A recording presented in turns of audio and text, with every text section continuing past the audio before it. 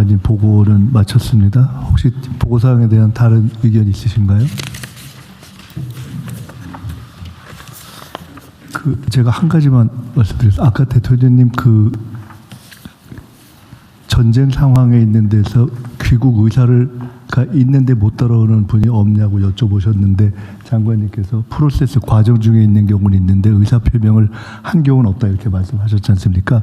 근데 이 국민들께서 그러신데 제가 기운지는 모르겠지만은 실제 상황에서는 조금 그렇게 단순하지 않은 미묘한 경우가 있을 수 있을 것 같습니다. 예를 들어 지금 상황이 발생해서 정부에서 권유를 했고 이미 상당히 귀국을 했는데 남아 계신 경우는 삶의 터전이나 이런 것 때문에 이럴까 저럴까 고민해서 남아있는 경우가 대부분의 경우인데 희망을 받거나 또는 정부에서 권유를 하는데 실제 귀국하지 않으면 안 되는 위험한 상황이 막상 급히 발생을 하면은 그때는 희망을 표시해도 사실은 바로 돌아오지 못하는 상황이 실제 발생할 수 있고 그때 의사표명의 문제, 통지의 문제, 그다음에 귀국의 문제들이 다 상당히 어려울 수 있어서 그런 부분에 대해서 그때그때 국민이 바뀔 때마다 상당히 선제적으로 통지도 해주시고 선제적으로 확인도 해주시고 지속적으로 체크하는 과정이 좀 필요할 것 같다. 그런 미묘한 상황이 있다는 걸 좀 이해해 주시고 외교부에서 좀 이거는 조금 더 민감하게 대응을 해줬으면 좋겠다는 생각이 있고요. 다음은 현안 토의로 넘어가겠습니다. 토의 안건은 2027년 국민주권정부 예산 편성 방향입니다. 실제 편성부터 예산 편성 방향을 포함해서 실제 편성까지 이재명 정부, 주권정부가 기획하는 첫 예산이자 기획예산처가 신설된 이후에 처음 편성되는 예산이 이번 2027년 예산안입니다. 그래서 오늘 국무회의 토의를 거쳐서 내년 예산 편성 방향에 지방 주도 성장 등 우리 정부의 국정 패러다임을 충실히 반영하려고 하고 있습니다. 그 기조를 기획예산처 차관께서 발제해 주시기 바랍니다.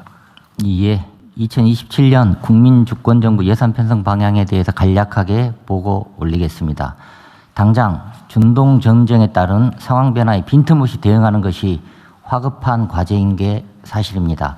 하지만 이에 덧붙여 내년 예산을 단단하고 치밀하게 준비하는 일 또한 소홀히 할 수 없는 일인 것 같습니다.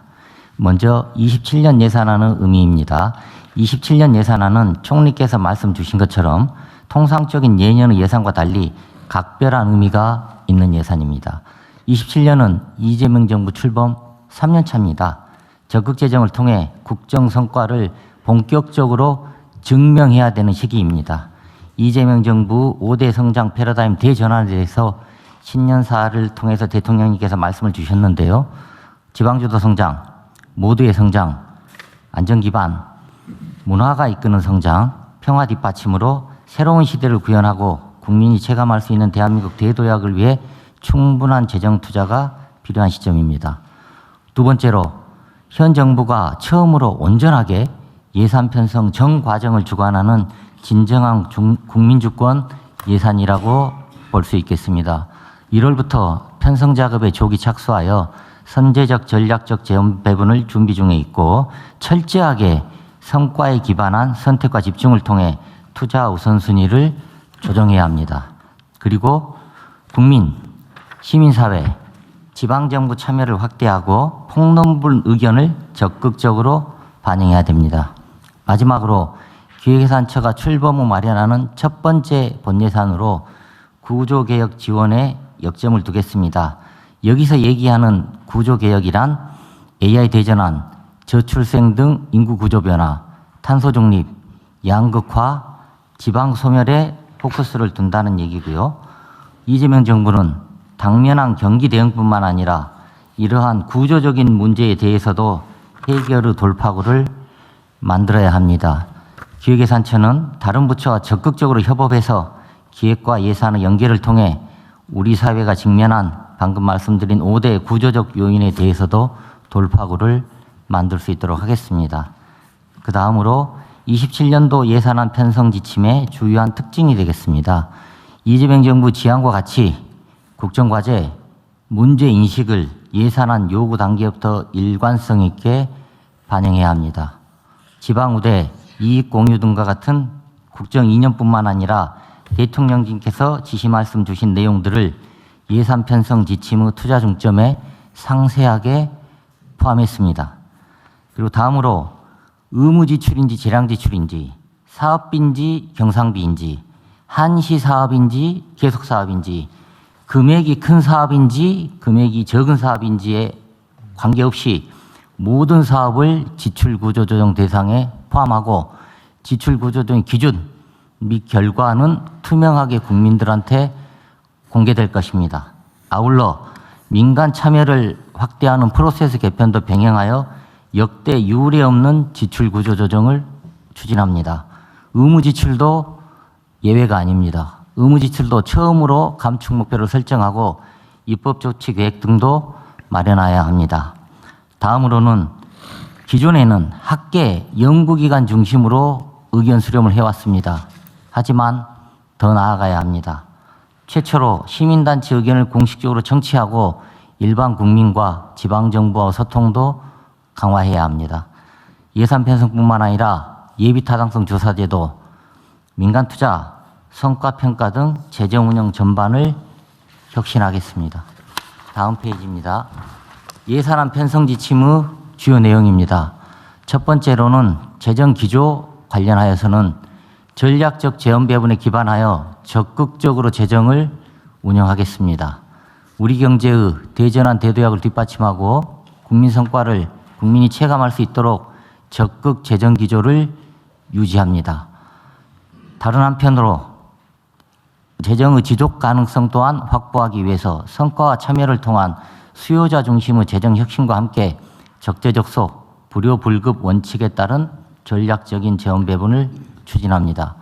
두 번째로는 투자 중점 관련하여서는 성장 동력 확충, 구조개혁 지원 등 4대 분야에 집중적으로 투자합니다. 먼저 성장 패러다임 전환과 관련하여서는 AX 본격 추진, 첨단 전략산업 집중 육성뿐만 아니라 탄소 중립 투자 확대, 문화가 이끄는 매력적인 성장도 중요한 성장 이슈로 다루어져야 합니다. 두 번째로는 지방주도 성장입니다.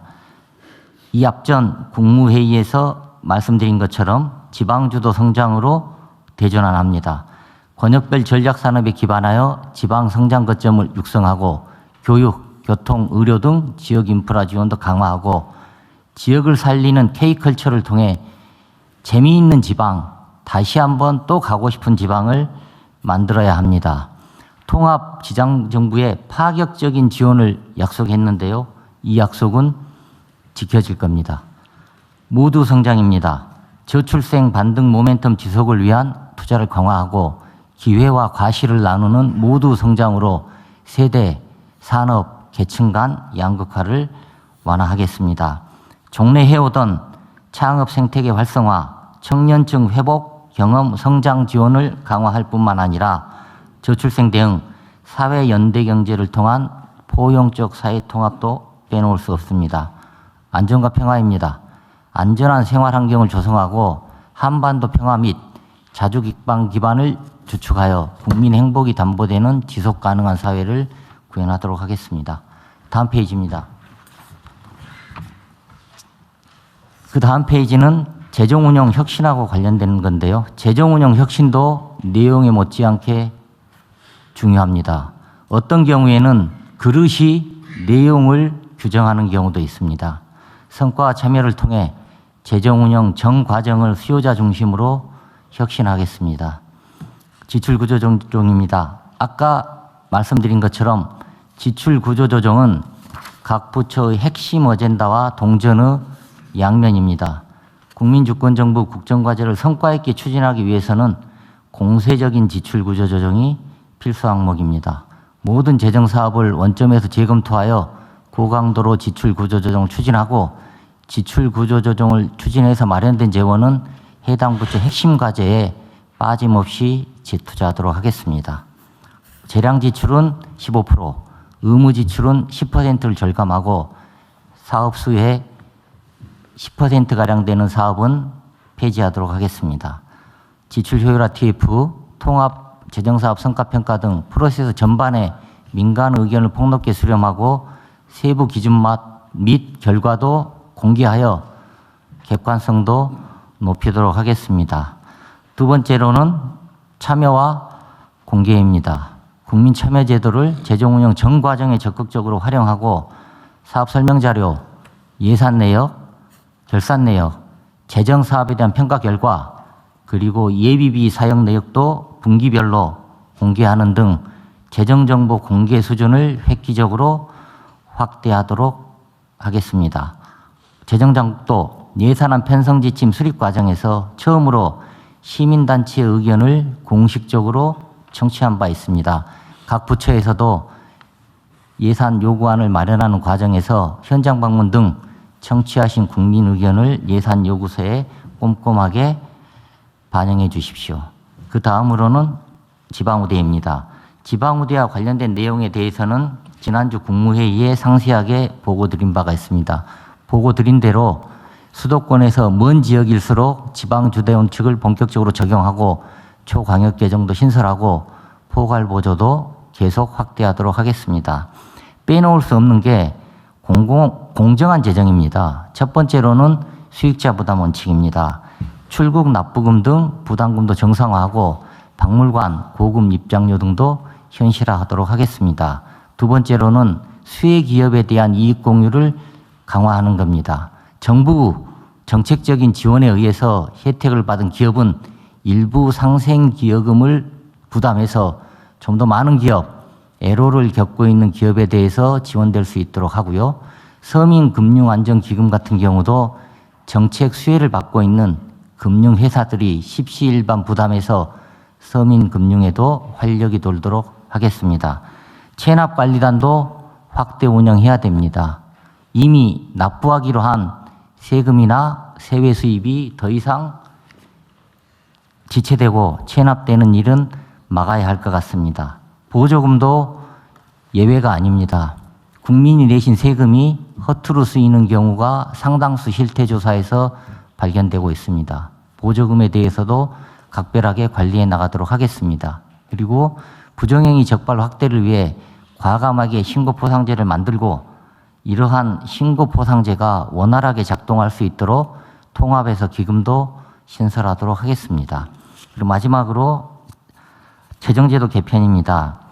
예타 기준도 상향하고 민간 투자 대상도 인구 감소 지역의 인센티브뿐만 아니라 신사업, 신유형의 민간 투자가 유입될 수 있도록 하겠습니다. 그리고 과거에는 특별회계 기금을 무조건 정비하는 데 우선순위를 뒀다면 새로운 정부에서는 필요한 기금은 만들고 불필요한 기금은 정리하도록 하겠습니다. 지역 필수 우려 특별회계, 반도체 특별회계, 불공정 거래 등과 관련돼서는 특별회계와 기금이 신설될 겁니다. 그 다음 향후 일정입니다. 오늘 국무회의에서 토론해 주시면 논의 결과를 반영해서 다음 주 3월 30일 국무회의에서 최종 의결하도록 하겠습니다. 그리고 지금 배포해드린 27년 예산안 편성 지침을 바탕으로 각 부처에서는 투자 중점과 지출 효율화 방안을 구체화하여 4월 말이나 5월 초쯤에 개최될 수 있는 국가재정전략회의에서 구체적으로 논의될 수 있도록 하겠습니다. 그리고 각 부처 장관님들께 두 가지만 부탁 말씀 올리도록 하겠습니다. 나중에 돌이켜볼 때 국민주권정부, 이재명 정부에서 우리 분야, 우리 사업에서는 이런 건 남겼다. 이런 거 하나는 제대로 해놓고 갔다. 이런 얘기가 나올 수 있는 어젠다와 랜드마크 프로젝트를 집중적으로 발굴해 주십사라는 부탁 말씀을 올리고요. 그리고 두 번째로는 눈 가리고 아웅만 하는 무늬만 지출 구조 조정 시대는 끝내야 될 것 같습니다. 우리 분야, 우리 부처에서는 단 한 푼의 예산도 낭비되지 않았다라는 자부심이 생길 수 있도록 지출 구조 조정에도 각별히 신경 써 주십사 당부 말씀 올립니다. 그리고 마지막으로 이 많은 것을 우리가 어떻게 하란 말이냐 이렇게 생각하실 수도 있는데요. 지금 배포해드린 세 가지 자료가 있습니다. 지금 첫 번째 자료는 2027년 예산안 편성 지침, 지금 방금 보고드린 내용을 간략히 정리한 자료가 하나가 있고요. 두 번째로는 2027년 예산안 편성 지침 1이라고 제목이 붙어 있는 자료가 있습니다. 예. 여기에 보시면은 여기에 보시면 재정운영 혁신뿐만 아니라 각 파트 분야별로 이런 분야가 중점적으로 투자됐으면 좋겠다. 이런 거는 우리 분야에서 지출 혁신 아이디어가 될 수 있겠다. 그런 내용들이 망라돼 있습니다. 그래서 각 부처 장관님들께서 새로운 아이디어를 발굴하시고 지출 구조 조정 내용을 구체화하시는데 도움이 될 수 있을 거라고 생각하고요. 그리고 세 번째 저희가 준비한 자료는 지출 구조 조정 추진 방안에 관련된 겁니다. 뭐가 도대체 지출 구조 조정이지? 어디서 지출 구조 조정에 대한 아이디어를 얻을 수 있는 거지? 이런데 각 부처 장관님들께서 참고하실 수 있도록 지출 구조 조정 정의 그리고 지출 구조 조정 방식 어디서 지출 구조 조정하고 관련된 아이디어를 얻을 수 있는지를 꼼꼼하게 저희가 유형화해 놨습니다. 그래서 이 자료를 참고를 해 주시면은 각 부처나 각 분야 입장에서 이런 것들을 우리가 지출 구조 조정을 잘해서 이재명 정부 국정과제에 성과 있게 재투자할 수 있겠다. 그런 아이디어를 얻는데 도움이 되실 거라고 생각합니다. 다 하셨어요? 예. 네, 우리 차관님 아주 그냥 화이팅 넘쳐 좋습니다. 네, 잘해주시고요. 지방 정부들에 대한 지침은 별도로 만드나요? 지방정부와 관련해서는요, 지금 저희가 예산 편성 지침을 만들게 되면 중앙정부에 일단 배포를 하고요, 지방정부와 공공기관에도 배포를 해서 주운용하도록 되어 네. 있습니다. 어쨌든 지방 정부도 사실 소소하지만 이 지출 구조 조정이나 이게 되게 어려운 측면이 예를 들면 민원 때문에 어렵거든요. 중앙 정부는 그래도 좀 약간 떨어져 있긴 한데 지방 정부들은 주민과 직접 접촉 정도가 좀 높기 때문에 사실은 이게 불필요한 건데 또는 효율성이 떨어지는데 뭘 바꾸려고 그러면 저항이 심해가지고 아주 좀 속된 표현을 하면 안면이 받쳐서 못하는 경우가 있거든요. 그런데 그럴 경우는 아예 지침을 만들어 줘가지고 아예 시켜서 했다. 정부에서 시키는데 어떡하냐 이런 핑계를 댈 수 있게 좀 만들어주면 좋겠어요. 뭐 좀 어렵긴 하겠지만. 예, 저희가 그 중앙정부 예산 편성 지침은 지방정부하고 공공기관에 비례해서 준용하도록 하고 있고요. 지방정부의 예산 운영하고 관련해서는 행정안전부에서 별도로 계략적인 지침을 만들도록 되어 있습니다. 그러니까 좀 발굴을 좀 해야 된다는 거죠. 뭐 의례적으로 하는 거는 맨날 했던 거니까. 예. 근데 좀 실제로 좀 개편해서 효율적으로 집행을 하려면 그게 기득권하고 부딪히기 때문에 좀 어렵거든요. 눈치 보이고. 그래서 그건 좀 일률적으로 할 수 있는 건 좀 일률적으로 이런 건 하지 마라 말하든지 뭐 그건 좀 해주면 좋을 것 같아요. 그리고 여기도 그런 내용이 있어서 그런데 이게 다른 부처들도 마찬가지인데요. 우리가 이제 재정 집행을 하면 딱 머릿속에 고정관념이 있어요. 공공이 하거나 민간이 하거나 둘 중에 하나입니다. 근데 그 세상에는 꼭 그렇게 두 가지만 있는 게 아니거든요. 예를 들면 사회간접자본, 인프라 구축 이런 거에 그런 게 많죠. 재정으로 하려니 돈이 많이 들어요. 막 세금 부담에다가 국채 비율에다가 막 이러니까 부담이 너무 크죠. 그래서 그 다음에 나온 안이 민간 기업한테 맡긴 거예요. 돈과 실행력을 가진 민간 기업. 근데 민간 기업들은 돈 버는 게 목표니까 온갖 편법을 써가지고 바가지를 씌운단 말이에요. 지금 내가 어디라고 얘기는 안 하겠는데 재정 보전을 해주게 돼 있으니까 자주간에 비용이 많이 들수록 많이 받을 수 있어요. 그래서 1,000억이면 지을 수 있는 거를 한 2,000억 정도 만들어가지고 막 부풀리죠. 그래서 지원을 받아요. 그런 다음에 운영비에서 수익이 부족하면 보전을 해주잖아요, 보통. 요새는 좀 없앴다고는 하던데. 비용을 부족한 부분을 보존을 해주니까 비용을 부풀려요. 어떻게 부풀리냐. 자회사를 하나 만든 다음에 자기가 여기다 투자를 한 다음에 여기서 돈을 빌리는데 이자가 옛날에 40%씩 받고 말이에요. 요즘도 25%씩 받는 것 같더라고요. 20%, 25%씩. 지금 저 복지부 산하에도 그런 데 있어요. 그런 걸 또 연금이 인수를 해서 또 수익률이 높으니까. 이게 완전히 저는 이게 국민들 상대로 도둑질하는 거라고 생각되는데. 그런데 이런 방식으로 한단 말이에요. 돈 버는 게 돈이 막이니까요. 그래서 꼭 이 두 가지밖에 없냐. 그럼 재정 부족하면 못하고 민간에 맡기니 그런 욕심을 부리고 부정부패 저지른다. 부당행위 한다. 그럼 어떡하냐. 중간 형태도 있는 거죠. 민간의 효율과 공공성이라고 하는 걸 결합한 제3섹터라고 하는 민간 합동 방식도 얼마든지 있는 거죠. 제가 이런 거 하다 뭐 한번 엄청난 욕도 먹었지만. 어쨌든 그 중간 형태도 좀 권장을 해가지고 민간의 효율성, 공공의 공익성 이걸 결합한 방식도 얼마든지 있다. 그럼 돈 안 들고 할 수 있거든요. 그리고 확실히 돈이 남는 거는 민간 기업보다는 국민들 일반에게 기회를 공공이 시민들한테 줄 수도 있다는 거죠. 예를 들면 제가 전에도 한번 얘기했지만 송전망, 송배전망 인프라 구축에 한전이 돈이 없어 못한다 지금 그러고 있잖아요. 나 그거 황당하더라고요. 민간에 맡기면 또 문제가 생길 것 같으니까. 시민들한테 투자 기회를 주고 일종의 수익 보장을 해주고 거기에 맞게 요금 책정을 하면 아주 안전한 사업이잖아요. 그 시민들은 투자할 데 없어가지고 지금 난리인데. 그러니까 이건 시민들과 제3섹터를 만들 수도 있는 거죠. 좀 이렇게 좀 다양하게 좀 하면 좋겠고 특히 인프라 구축 관련해서는 이 제3섹터 방식들을 좀 더 적극적으로 각 부처가 발굴해 주면 좋겠습니다.